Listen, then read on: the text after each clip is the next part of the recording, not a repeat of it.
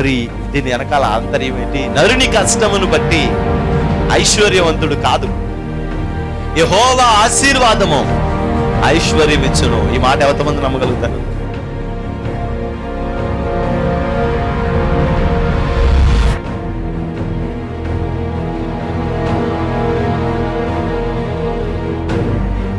ఆ రక్షణను మనం చూడాలి, అనేక ఆత్మల రక్షణను మనం చూడాలి. దేవుని యొక్క మందిరంలో దేవుడు చేసే అద్భుత కార్యాలన్నిటినీ మన కన్నులారా మనం చూడాలి. నేడు ఈ ఇంటికి రక్షణ వచ్చింది. ఎప్పుడో మన దోషములను మనం విడిచిపెట్టుకున్నాం.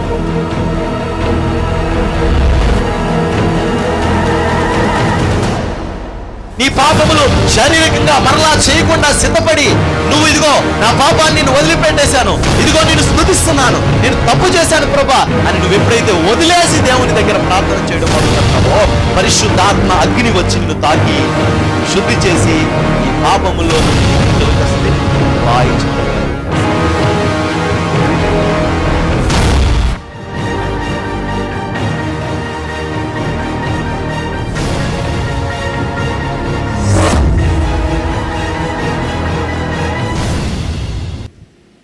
అది 4 రోడ్ల కార్నర్లో పడేస్తారంట.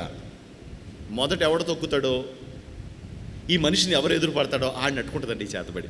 అంటే వీళ్ళు పూర్తిగా బంధించలేరు అట్లని. ఇప్పుడు ఆ మహాజ్ఞాగం ఎవరు పట్టిందంటే మనకు తెలియకుండానే మనకు పట్టినట్టుంది. నేను యథాస్థితికి ఇంటికి వెళ్ళిపోయి, ఇవన్నీ నాకు తెలీదు, తెలిస్తే అక్కడే గుండేసి వచ్చేవాడిని. నాకు అంత భయం. మెల్లగా తలుపు కొట్టాను. మా ఓల్డ్ తలుపు ఇలా శబ్దం టిక్మని సౌండ్ రాగానే తలుపు తీశారు. లోపల రా అంటారు. సరే లోపలికి వెళ్ళాను. ఈలోగా ఇటేమో మా అమ్మ నుంచి ఉంది, ఇటేమో మా నాన్న నుంచి ఉన్నారు, మధ్యలో నన్ను కాలు కట్టుకోమన్నారు. ఇదేంటి వీళ్ళు బావరగా చేస్తారు అనుకున్నాను నేను. ఇంత బావరగా చేస్తున్నారు అనుకున్నాను. ఇదంతా ఏక సందుమాట. సరే నేను కాలు కట్టుకుంటుంటే, అమ్మమ్మ లక్ష్మి అంటే ఏంటి రోడ్డు మీద నడుచుకెళ్తున్నాను. ఇంకేళ్ళిద్దరూ ఒకసారి కాలు చేతులు చల్లబడిపోయింటే వీళ్ళు షాక్ అయిపోయారు. నువ్వు చూసావా అన్న. చూడటం ఏంటి ఆంటీ గారు అని పిలిచాను. ఆవిడ నన్ను ఇలా చూసింది అన్నాను. ఏ జరిగినాయిలేండి అక్కడ. సరే నేను లోపలికి వచ్చాను. మా నాన్న చెప్తున్నాడు, ఏం కాదులే కంగారు పడకు అది ఇది అని చెప్పి చెప్తున్నాడు. వాళ్ళిద్దరూ ఏ చెప్పి మాట్లాడుకుంటున్నారు. మనకు అయ్యేం తెలీదు. అక్కడి నుంచి ఇంట్లోంచి పారిపోవాలి, లేకపోతే చచ్చిపోవాలి. ఇంట్లోంచి పారిపోవాలి, లేకపోతే చచ్చిపోవాలి. అసలు నాకు వాస్తవంగా ఏమీ పెద్ద తెలియదు విషయాలు. అస్తమానం ఏదో చెప్పివ్వండి వీళ్ళకి. కడుపులో నొప్పి అనివ్వండి, హాస్పిటల్ తీసుకెళ్ళేవారు, టెస్టులు అన్నీ చేయితే ఏమీ లేదనివ్వరు. ఆ తర్వాత గుండెలో నొప్పి అనివ్వండి, అక్కడ తీసుకెళ్తే ఏం. ఇలాగ నన్ను అన్ని హాస్పిటల్లో తిప్పుతున్నారండి. అన్ని హాస్పిటల్లో తిప్పుతున్నారు. నాకేమో స్వస్థత రాట్లా. అసలు ఈ విషయం వాళ్ళ మైండ్లో ఉందో లేదో నాకు తెలియదు, కానీ నా మైండ్లో అసలు లేదు. అసలు మాకు ఈ విషయాలే తెలియదు. ఇక వీళ్ళు అంటున్నారు, ఒరే అక్కడికి వెళ్దాం ఇక్కడికి వెళ్దాం అని చెప్పి అంటే అక్కడికి తిరగడం. అక్కడ తింటే నాకు తేడా వచ్చేయడం, వాంతులు, నొప్పి, విపరీతమైన బాధ, అదో రకమైన సిమ్టమ్స్. ఉమ్మూసేవాడిని, అస్తమానం ఉమ్మూసేవాడిని. నా నోట్లో ఏదో ఉన్నట్టు ఫీలింగు, అస్తమానం ఉమ్మూసేవాడిని. అది తెలుస్తూ ఉండేది నాకు. ఇలా జరుగుతుంటే ఇక బాగా సిక్ అయిపోయాను. అప్పుడు ఈలోగా మా నాన్న కుడిదారు, మా నాన్న ఇలా తలపట్టుకుని కూర్చున్నాడు. మా అమ్మ, మా నాన్న, మా వాళ్ళమ్మ. అప్పుడు ఇలాగ వీడికి ఎంత తిప్పుతున్నా, హాస్పిటల్ తిప్పుతున్నామండి, వీడికి ఏంటో బాగుపడట్లేదు వీడు అని చెప్పి వాళ్ళు పాపం బాధపడుతున్నారు. ఈలోగా ఒక ఆయన అన్నారు, ఏమండి ఆకివీడులో ఒక ఆయన ఉన్నారు, ఆయన ఆర్ఎంపీ డాక్టర్ అవడానికి, అతని దగ్గర తీసుకెళ్ళండి అన్నాను. ఏమండి ఎండీలు, ఎంబీబీఎస్లో ఏకంగా పెద్ద పెద్ద డాక్టర్ల దగ్గర తీసుకెళ్ళాం, వాళ్ళందరూ చేయింది ఇతను ఏం చేస్తాడంటే ఒకసారి తీసుకెళ్ళండి, నా మాట వినండి అన్నాను. వెళ్ళిన తర్వాత వెళ్ళగానే కూర్చుంటే అతనేమో చూస్తాకేమో డాక్టరు, మెడికల్ షాపు, కానీ చేసి ఏం పనులు అంటే భౌత వైద్యం పనులు. ఎలాగని కూర్చున్న తర్వాత నీకు ఇన్ని నెలల నుంచి పోవట్లేదు, నీకు ఎన్నాళ్ళ నుంచి బాగోట్లేదు, నీకు ఎన్నాళ్ళ నుంచి సమస్య ఉంది, ఎన్నాళ్ళ నుంచి ప్రమాదం ఉంది, నీ చెప్పుకొచ్చేస్తున్నాడు. ఎలా చెప్తున్నాడంటే యాజ్ ఇట్ ఈజ్ నేనేమనుకున్నానని చెప్తున్నాడు. ఇప్పుడు పేరేంటని అడగండి, చంపేస్తాను మిమ్మల్ని. మేము వెళ్తే గీతలు గీసేసి నీకు పలానా టైం నుంచి పోగలేదు, పలానా టైం నుంచి పోగలేదు. ఒక ఆమె చేతబడి చేసి తీశారు, అది తను ఆవరించింది అని చెప్పాడు. వెంటనే మనకు బలు వెలిగింది అన్నాను. మా వాళ్ళందరూ ఓకే అన్నారు. అప్పుడు అతను ఆ రోజుల్లో మాట చెప్తున్నాను మీకు, ఆ రోజుల్లో 6,500 అడిగాడు. అంటే అప్రాక్సిమేట్గా మీకు లెక్క వివరం అర్థం అవ్వాలంటే అప్పుడు కాసు బంగారం 3,000, జస్ట్ 3,000. అంటే ఇప్పుడు ఎంత బంగారం కావాలి? 2 కాసులు పైబడి కావాలి. ఇప్పుడు 2 కాసులు ఎంత? ఏమండి కాసు బంగారం ఎంత మామూలుగా? ఏమండి 50, 6, 3 పోలేండి, 57, 56 అనుకోండి. మొత్తానికి 50 వేసుకుందాం, అటు ఇటు మీద కొట్టేసి కేసుని. అంటే సుమారుగా 1,10,00,000, 1,20,000 రూపాయలు నేటి ఖరీదు. దాంట్లో మా నాన్న ఏం ఆలోచించకుండా సర్లేండి అయితే మేము పలానా రోజు వస్తామని చెప్పేసి వచ్చాం. ఆ 5,000 కోసం మా వాళ్ళు చాలా ప్రయత్నాలు చేసి ఒక 5,000 టెండర్ 5,000 పొద్దు తీసుకుని మిగతా డబ్బులు సమకూర్చి మొత్తానికి 5,000 తీసుకెళ్ళి పెట్టారండి. అంతే. ఏం జరిగిందో తెలియదండి. 2 డేస్లో నేను సెట్ అయిపోయినాను.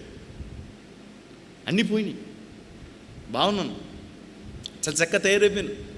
ఇంకా అంటే ఏదో ఒకవేళ అది ఏ ఫీలింగో ఏంటో నాకు తెలియదు, కానీ మొత్తానికి నేను బాగున్నాను. బాగుండేటప్పటికి కరెక్ట్గా 2-3 మాసాలు నేను ఇంకా జిమ్కి వెళ్ళడం, శుభ్రంగా అన్నం తినడం. అంటే మా మామూలుగా లోకంలో ఉండే లోక కార్యక్రమాలు, లోకం అంటే మరి దరిద్ర పనులు ఏం చేయలేదులేండి. నేను దేవుడి కృపను బట్టి భ్రష్టత్వ పనులు ఏం చేయలే, భ్రష్టత్వ పని ఏం చేయలేవు అలా. దేవుడు నన్ను అలా తీసేసుకున్నాడు, చాలా ఫ్రెష్గా తీసేసుకున్నాడు. అలాంటి స్థితిలోంచి కరెక్ట్ 3 మాసాలు గడిచేటప్పటికి మళ్ళీ నా శరీరంలో అవే సిమ్టమ్స్ మొదలైపోయినాయి. ఏంటో నాకు అర్థం కావట్లా. తెల్లారేసి చూసుకున్నాను, ఇక్కడ కట్టింది నడనికి కాలు కట్టాను. దానికి ముందు సముద్రానికి స్నానం చేస్తాకి వెళ్ళాం ఫ్రెండ్స్తో. అక్కడ ఊడిపోయినట్టుంది మొలతాడు. ఆ మొలతాడుతో పాటు ఆ తాయితో పడిపోయింది. ఆడు కట్టించింది, ఇన్ని డబ్బులు పెట్టి కట్టించింది. సరే అని చెప్పి నేను వెంటనే మా వాళ్ళతో కూడా చెప్పకుండా వెళ్ళిపోయింది. సరే అయితే సరే నా తాడు పడిపోయింది అన్నాను.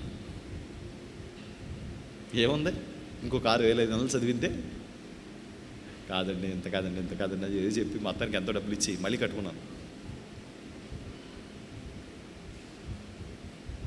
ఏమీ లేదు,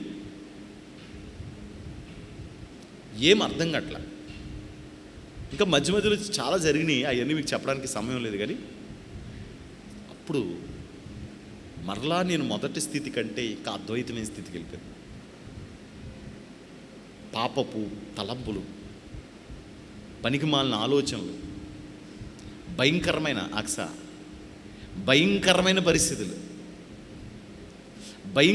పరిస్థితుల్లోకి వచ్చేసాను. ఎప్పుడైతే నా స్థితి అలా దిగిపోతా వచ్చిందో, పాడైపోతా వచ్చానో, ఇక మా అమ్మమ్మ ఏం చేసిందంటే, నేను 10 రోజులు ఉంచుకుంటాను నా దగ్గరగా అని చెప్పి మా అమ్మమ్మ ఉంచుకుంది. అప్పుడే ఒక చిన్న సన్నిధిలో ఒక ప్రార్థన జరుగుతుంది, 24 hours ప్రేయర్. ఆ 24 hours ప్రేయర్ మనకు అక్కడి నుంచి వచ్చింది. ఆ 24 hours ప్రేయర్లో నేను కూడా కూర్చున్నాను.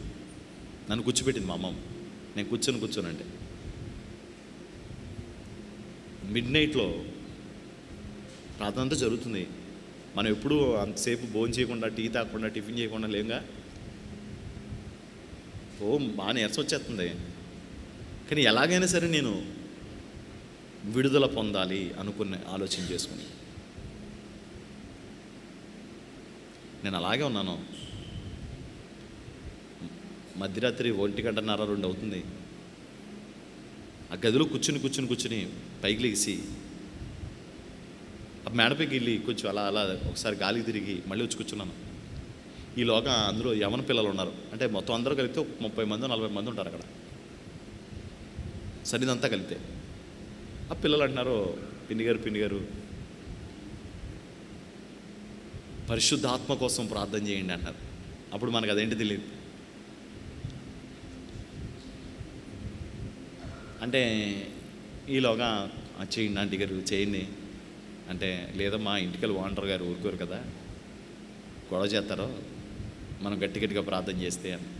మీకు అభిషేకం వస్తే మీరేమో శబ్దాలు చేస్తారు, ఊరుకోరు కదా అంటే, ఈలోగా అన్నపూర్ణమ్మ గారు ఒక ఆవిడంటది, అయ్యి బాబా ఇప్పుడు పరిశుద్ధాత్మ ఏం పెట్టకండి బాబా, మొన్న నా గాజులు వంగిపోయినాయి, ఆవిడ చేసలే, నాకు ఆవిడకి బంగారు గాజులు ఎల్ల కొట్టేసుకుందంట, అవి వంగిపోయినాయి అంట. వాళ్ళ అబ్బాయి తిట్టాడంట, మొన్న చేయించుకున్నావు వంగొట్టేసావని చెప్పి, నువ్వు ఇక ఆంచి పరిశుద్ధాత్మ పొందేవో మామూలుగా ఉండదని చెప్పాడు. గాజులు వేసుకోవడం మానెత్తే గొడవ పోయేగా, బంగారు గాజు వేసుకోకపోతే. ఆ వద్దండి బాబా అంటుంది ఆవిడ. ఫోన్లు తీసిద్దామంటే ఆవిడకేం భయం, అయ్యేట్టుగా పారిపోతారేమని. అసలు వీళ్ళందరూ ఇలా మాట్లాడుకుంటే నాకేం ఆసక్తి పెరిగిపోతుంది.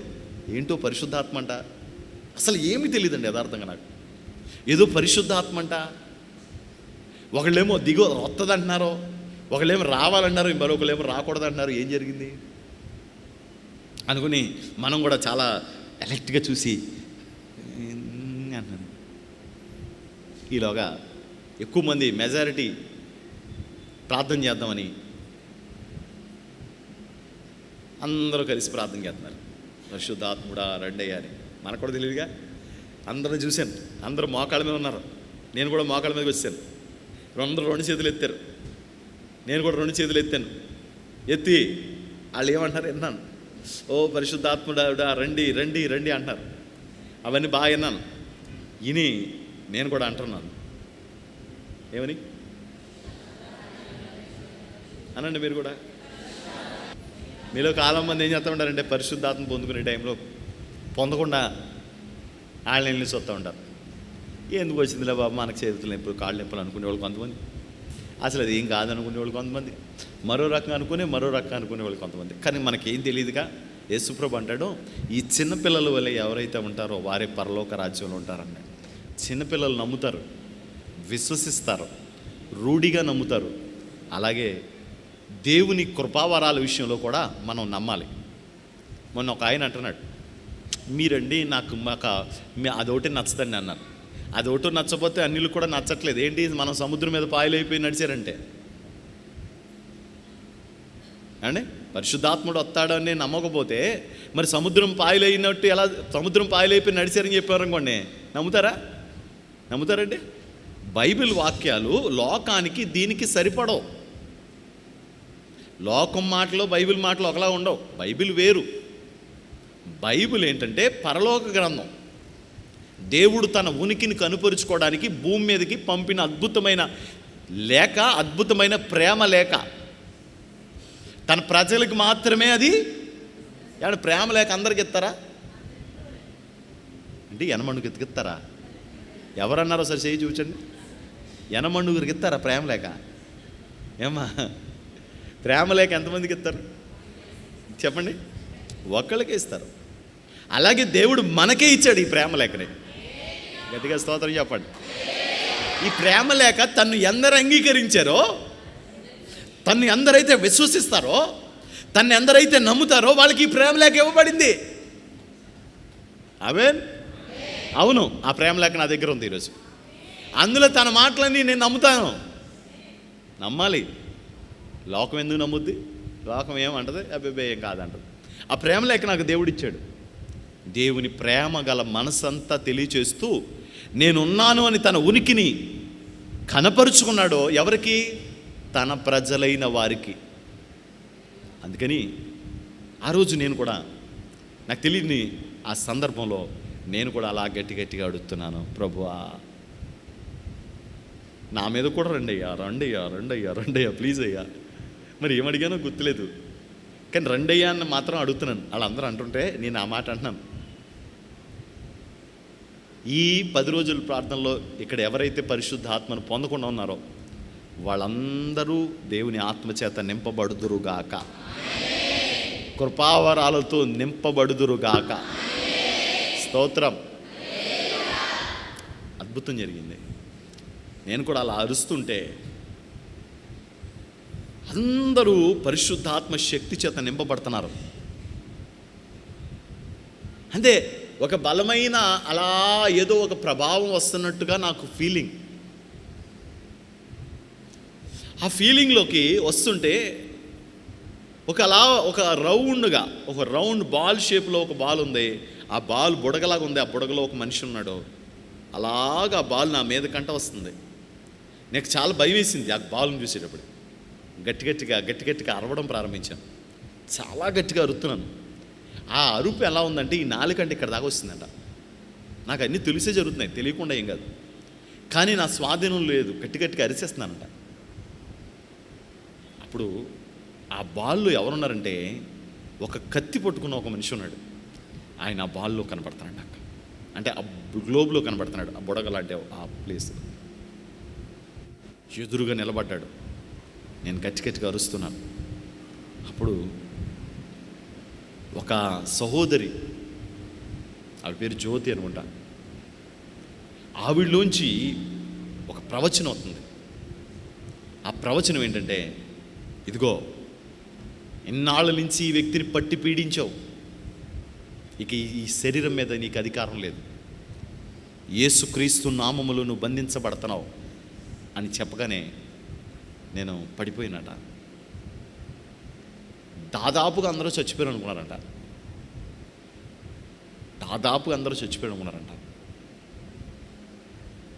ఒక పావు గంట 20 నిమిషాల తర్వాత అందరూ ఏడుపు, మా అమ్మమ్మ ఏడుపు కూడా వినపడుతుంది నాకు.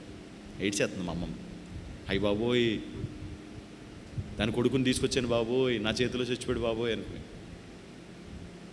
చాలా గట్టిగా ఏడుస్తున్నారు. అవి వినపడుతున్నాయి. కానీ ఆగండి, కంగారు పడకండి, నేను బ్రతికే ఉన్నానని చెప్పే స్పృహ రావట్లా. వినపడుతుందంతా. మెల్లగా బలం తెచ్చుకొని కళ్ళు తెరిచాను. కంగారు పడకండి అన్న, కూర్చోబెట్టాను. ఆ రోజు ప్రార్థన అంతా అయిపోయింది. నేను షాప్కి వెళ్ళిపోయాను. ఇప్పుడు గొంగల పురుగులు, చీడ పురుగులు, మిడతలు, పసర పురుగులు అనే సైన్యం ఉన్నారుగా నాకు. వాళ్ళందరూ వచ్చారు. అంటే పలానా తారీఖులో సినిమాకి వెళ్దాంరా, రేపు ఆదివారం ఏంటి ప్రోగ్రాం అని అడుగుతున్నారు. కానీ నాకు ఇక్కడికి వెళ్ళాలనిపించట్లా. నేను కూర్చుని ఏడుస్తున్నాను. ఏడుతుంటే మా ఫ్రెండ్ ఒకడు, బాగా క్లోజ్ ఫ్రెండ్ ఒకడు ఉన్నాడు. వాడు వచ్చి ఎరా అన్నాడు. ఏం లేదన్నాను. ఆడికి చెప్పలేను మాట, నేను దేవుడిని నమ్ముకున్నాను, ఏదో నాలో జరుగుతుందని చెప్పలేను. ఆడు అనుకుంటున్నాడు, బాధపడకరా, నీకు మంచి భార్య వస్తుందిరా అన్నాడు. ఏం మరి ఆడి ఉద్దేశం ఏంటో తెలియదు.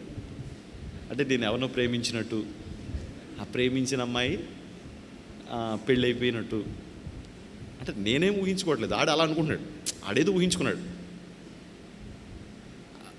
నీకు మంచి భార్య వస్తుందిరా, నీకు చాలా అందంగా ఉంటుందిరా భార్య, అది ఇది అంటున్నాడు. సరే, ఇప్పుడు భార్య కూడా ఇప్పుడు మనకు పిల్లనిచ్చేవాడు ఎవడ ఉన్నాడు కానీ అనుకుని మనసులో ఏడుస్తున్నాను బాగా. యథాస్థితిగా ఆ రోజు ఆదివారం, ఇది మంగళవారం జరిగింది ప్రార్థన.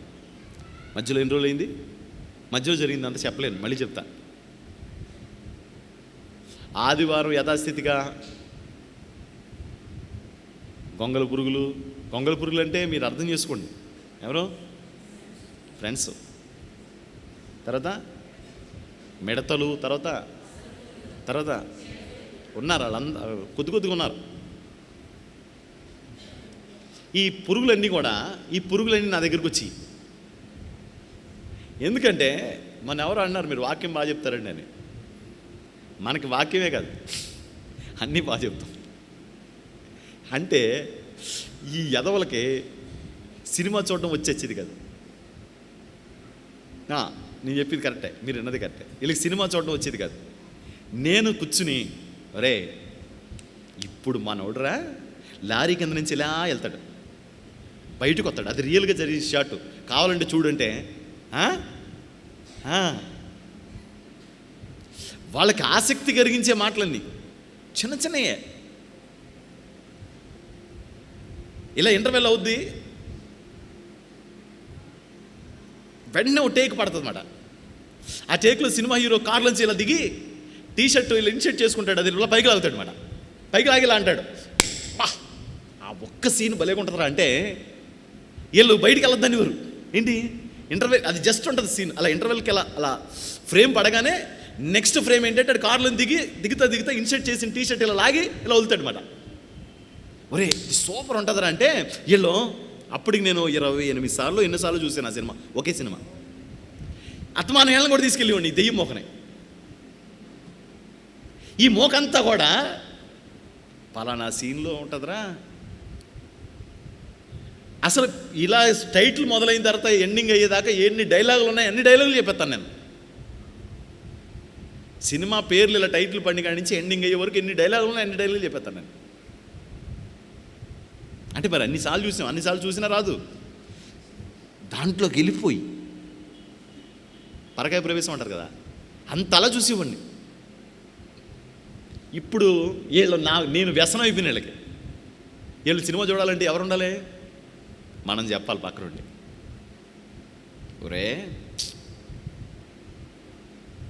ఆ స్ట్రోక్ ఉంటుందిరా, ఈ ఫైట్ ఉంటుందిరా, ఈ చెప్పేవాడిని. ఇప్పుడు అన్నీ మీకు చెప్పలేనులేండి. ఇప్పుడు మా వాళ్ళు వచ్చారు నా దగ్గరికి, కానీ దేవుని ఆత్మ నన్ను సినిమా హాల్లో అడుగు పెట్టనివ్వట్లే. దేవుని ఆత్మ సినిమా హాల్లో అడుగు పెట్టనివ్వట్లేదు నన్ను. ఆదివారం యథాస్థితిగా ఆ రోజు ఫోన్లు లేవు, ల్యాండ్ ఫోన్ నాకు షాప్ ఉంది, కానీ ఆదివారం షాప్ తీయం కదా. వీళ్ళు మేమంతా ఒక చోట మీట్ అయ్యేవాళ్ళం ఆ టైంకి వచ్చేసరికి. కానీ నేను అక్కడ లేను. వీళ్ళంతా నా కోసం ఎదురు చూస్తున్నారు. ఇంటికి వచ్చేసారు.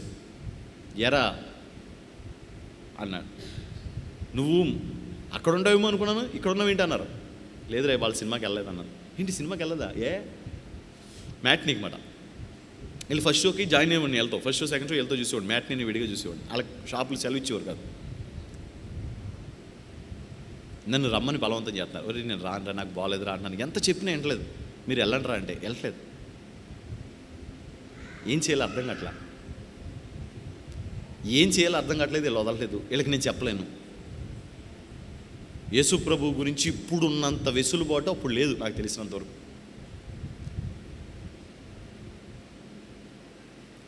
ఒప్పుకోవడం, ఇంతమంది దేవుణ్ణి నమ్ముకున్న పరిస్థితులు ఉండేవి కాదు. అదేదో చిన్నతనంగా భావించే రోజులు ఇవి. అయితే మెల్లగా నేను వాళ్ళకి చెప్తుంటే వాళ్ళకి అర్థం అవట్లా. నేను మా ఓడికి ఒకటి చెప్పాను, ఒరే నేను యేసు ప్రభుని నమ్ముకున్నాను రా, సినిమాలు అవి చూడకూడదంట, అయినా నాకు చూడాలని మనసు కూడా లేదురా అంటే వాళ్ళు అంటారు, ఒరే క్రైస్తవులు సినిమాలు చూస్తున్నారు మనకేంటిరా అంటున్నారు. ఏమో ఇవన్నీ నాకు తెలీదు. దేవుని ఆత్మ అంటే వాడికి అర్థమయ్యే పరిస్థితి కాదు. నాకే పూర్తిగా తెలీదు. ఆ రోజు నాకేం చేయాలో అర్థం కావట్లే. ప్రభా నేనేం చేయను. పరిశుద్ధ ఆత్మదేవుడు నాకు ఒక ఆలోచన ఇచ్చాడు. ఆ రోజు ఎలాగో మొత్తానికి అందరూ సినిమా మానేశారు నా కోసం. ఫస్ట్ షో దాకా చూశారు, సెకండ్ షోకి వెళ్ళిపోయి వచ్చి తర్వాత రోజు వచ్చి ఆ సినిమా చూసినట్టే లేదు, నువ్వు లేవు, ఇవాళ ఫస్ట్ షోకి వెళ్ళిపోతాం అంటున్నారు, సెకండ్ షోకి వెళ్ళిపోతాం అంటున్నారు. చాలా పిచ్చిగా ఉండేవాడు నేను. ఇక లోకంలోకి మనం అడుగు పెట్టబోతున్నామన్నమాట. రంగప్రవేశం చేయబోతున్నాం. త్రాగుళ్ళలోకి, వ్యభిచారంలోకి, పనికిమాలిన సర్వ దరిద్రాల్లోకి మనం ప్రవేశపెట్టడానికి గృహప్రవేశం అంటారు కదా, గృహప్రవేశం చేసే రోజులు మాట. నాకు అప్పటికే షాప్ వచ్చేసింది, అప్పటికే సొంతంగా డబ్బులు సంపాదించే రోజులు వచ్చేసింది నాకు 18 సంవత్సరానికే. అప్పుడు ఎలా ప్లాన్ చేసుకునేవాళ్ళు అంటే, ఒరే మనం మందు కొట్టాలంటే ఈ కాడిచి ఎక్కడా కొట్టక్కర్లేదు, మన షాపులోనే ఒక కెట్ అనమాట, ఇనపెట్టు కోసం అని చెప్పేసి సేఫ్టీ లాకర్ ఉండేది అనమాట. మా దగ్గర కొంచెం కాస్ట్లీ వస్తువులు ఉండేవి, అవి సేఫ్టీ లాకర్ కోసం అని చెప్పేసి సేఫ్లో పెట్టేవాడు. దాన్ని కనపడకుండా ఉండడం కోసం ఒక కట్టెన్ ఉండేది అనమాట. ఇప్పుడు నా ప్లాన్ ఏంటంటే ఆ కట్టెను బాగా విశాలంగా కట్టించుకున్నాను. ఈ కాడి నుంచి తాగాలంటే ఎక్కడ తాగొచ్చు, అక్కడ ఇక్కడ తాగాల్సిన పని లేదు, మన షాపులోనే డోర్ వేసేసుకోవచ్చు, ఆ కట్టెన్ వెనకాల కూర్చోవచ్చు, శుభ్రంగా తాగొచ్చు అని ఎన్నో ప్లాన్స్, పనికి మాలిన ఆలోచనలన్నీ. అయితే ఇప్పుడు వీళ్ళు వస్తున్నారో మాట్లాడుతున్నారో వెళ్ళిపోతున్నారో, నేను మాత్రం ఒకలాంటి డైనమాలో ఉన్నాను. మంగళవారం ప్రార్థనకి వెళ్ళాను, పరిశుద్ధ ఆత్మదేవుడు మళ్ళీ నాతో మాట్లాడుతున్నాడు ప్రవచనం ద్వారా. నా కుమారుడా, నువ్వు నా కోసం ఏర్పాటు చేయబడ్డావు, ఇదిగో నీలో పరిశుద్ధాత్మ శక్తి నుంచాను, నిన్ను అనేక జనములకు స్వాస్యంగా నేను వాడుకుంటాను అని మాట్లాడేస్తున్నాడు ఆయన. ఇంకా పెరిగిపోతుంది ఆయన మీద ప్రేమ, నాకు ఇంకా ఇష్టం పెరిగిపోతుంది, ఇంకా నేను దేవుడి కోసం ఇంకా బలంగా బతకాలనే కోరిక వచ్చేస్తుంది బలంగా నాకు. ఆ కోరికలోంచి వీళ్ళతో వెళ్ళకూడదు, వీళ్ళతో తిరగకూడదు, మాట్లాడకూడదు, వీళ్ళు ఏం మాట్లాడితే వద్దు అనివ్వండి నేను. అప్పటికే నా చెట్టుకి గొంగలు పురుగులు పట్టున్నాయి, అప్పటికే నా చెట్టుకి మిడతలు వాలి ఉన్నాయి, నా చుట్టూ నన్ను తినివేయడానికి పసర పురుగులు సిద్ధంగా ఉన్నాయి, ఇంకా చీడ పురుగు అంత దూరంలో ఉంది. కానీ నా ప్రభు అయిన యేసుక్రీస్తు వచ్చాడు మధ్యలోకి వచ్చాడండి. వచ్చిన నా దేవుడు గొప్ప కార్యాన్ని నా జీవితంలో ప్రారంభించాడు.